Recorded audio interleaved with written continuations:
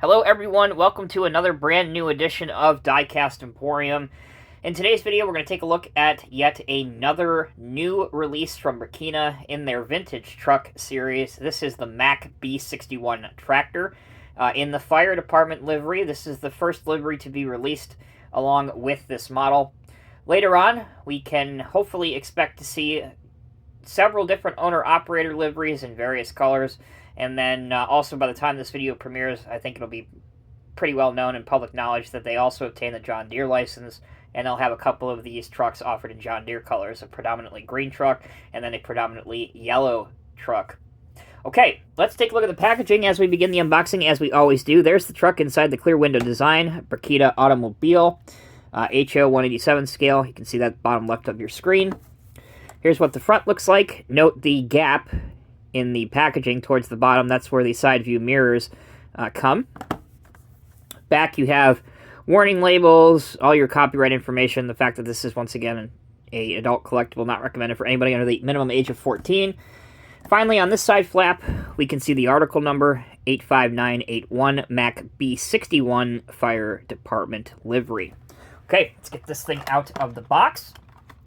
Now, I was really excited to see this in a Fire Department livery.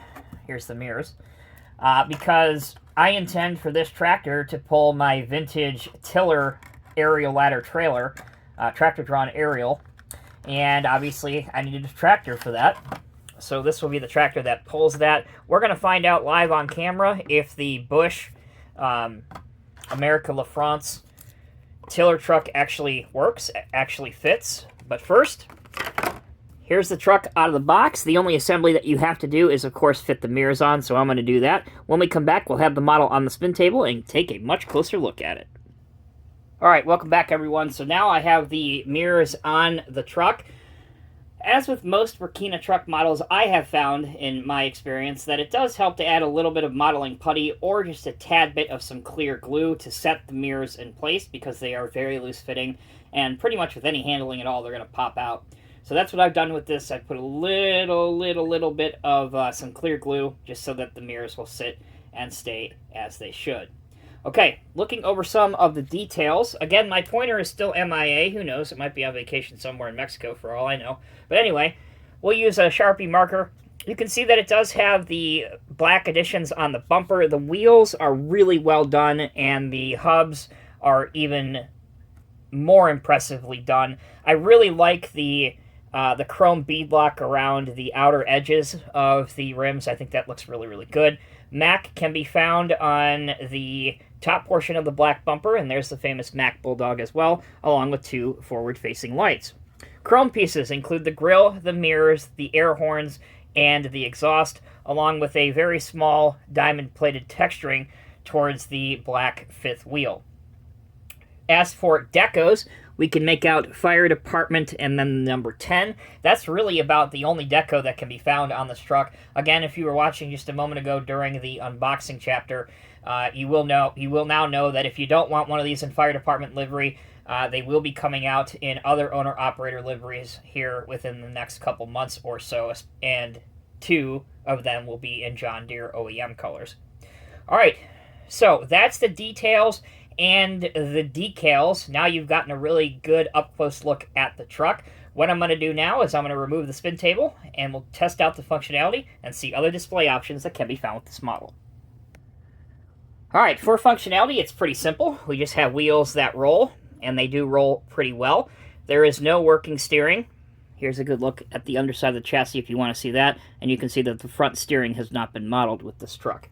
Obviously, in this scale, there's really no opening hood, no opening doors. But if you are looking for a vintage fire truck, this is a good option for you, whether you're pulling an old rescue trailer or a tiller trailer here that you'll see in a minute. This is a good option for you.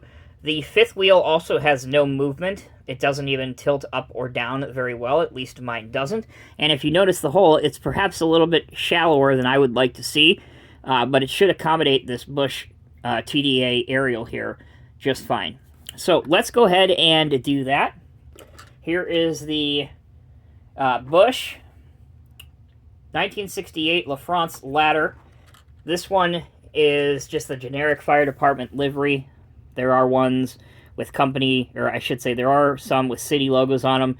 I know there's a Detroit one. I know there's an FDNY one, just to name a couple. I think there's even a Niagara Falls, New York one, which beyond me why I don't have that in my collection yet. But anyway, moving on. Also, you'll notice that the rear seat, called the Tillerman, that's where a tractor-drawn aerial / tiller gets its nickname from. These trailers are so long that you have to have a second operator to help turn the trailer around sharp corners, especially in urban and city settings. So this one has the open top, but you can also find these trailers with an enclosed top if you are modeling, if your model railroad or your display takes place in a city that gets pretty extensive winter weather, you might want to opt for the enclosed cab version. All right, let's hook this up. As you can see, here is the fifth wheel. It is a little bit larger because it is supposed to adhere to this, which is the 1968 LaFrance tractor unit. But I think this might look a little bit better. Hopefully we won't knock any mirrors off. The best way to do this, and I gotta pull it close to me, is just to drop it in the hole as best as you can. Now, you'll obviously notice from your angle that the trailer does not sit flat or evenly. The front part is tilted up at a slightly noticeable angle, whereas the back is dropped down to the rear. You can make some modifications, especially if you are planning on leaving this trailer with this tractor unit specifically, but for this video in particular, we're just going to roll with what we have. It does seem to pull it without too much of an issue. You can also position the trailer any way you want to. So let's demonstrate one of those poses right now. A lot of the fire companies that I know that are still using tractor-drawn aerials, and especially those of them from the era that this would be, the 60s, 70s, and 80s, they seem to position the truck in an L shape. I don't know exactly why that is. My assumption would be that it helps to stabilize the truck if it's in an L-shaped jackknife pattern, so that it just provides that much more stability for the ladder. But the most important aspect is you have to have your outriggers deployed down. So let's drop our outriggers down. There's one on this side and one on this side. Now mine don't want to touch the ground, especially now since this is an elevated position on the back of this tractor, so that's one downfall. But we'll continue on. We'll raise our ladder up, turn it around. If it'll turn for us, there we go. A little bit stiff to get going. And then we'll extend it out the best that we can. Maybe just one or two sections of the ladder up. So there we go. All right, folks. Yes, there are some issues with this trailer sitting nicely with this truck. I think that's something that probably should have been looked at when they were doing some market research, especially if you're going to do a B-61 fire truck. It would be nice to test out some existing trailers in 1/87 scale, but it is what it is. Again, the individual modeler can make some heavy modifications either to the kingpin on the trailer, the fifth wheel on the truck, the outriggers on the trailer, just naming some possible ideas, and that is entirely up to you. As far as the actual truck model goes, the tractor unit of the Mack B-61, I think it's beautifully done. The paint looks really good. Decals are good. The only thing I would suggest going forward, aside from redesigning the entire fifth wheel, is to have a vintage red beacon light up on top of the cab. I'm really surprised that that wasn't one of the accessories included in the little bag here with the mirrors. I think that would take this truck to the next level. All right, guys, that'll bring this video to a close. Hope you have enjoyed it. If you have, leave me a comment down below. For the rest of you, take a look at your screen right now. Again, if you enjoyed this video, you'll see a couple other suggested links of videos that are related to this one. So if you want to see some of the new Brekina FDNY trucks, click that video. If you want to watch a whole playlist of HO series models, click that video playlist. All right, guys, till next time, take care, be well. I'll see you in the next review.